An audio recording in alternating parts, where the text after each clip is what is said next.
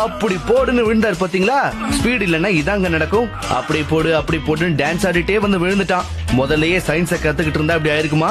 ஒரே மாதிரி ஸ்பீட மெயின்டைன் பண்ணா பிளிப் மட்டும் இல்லப்பா, சரியா ஸ்லிப் கூட ஆக முடியாது. குறுக்குல விழுந்ததால குறுக்கெலும்பு உடைஞ்சிருச்சுன்னு நினைக்கிறேன். சரி ஆனதாச்சு, சட்டை புட்டுன்னு டாக்டர் கிட்ட போய் ட்ரீட்மெண்ட் ஆரம்பி. அடுத்து வரவனாவது விவரமா இருப்பானா?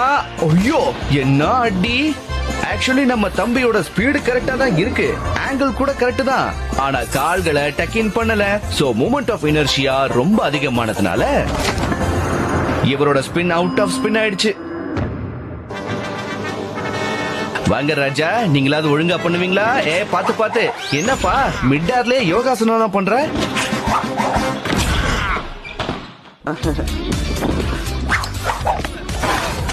ஆர்வமா இருக்கிறது தப்பு இல்ல, ஆர்வ கோளாறா இருந்தா இப்படிதான் ஆகும். தம்பி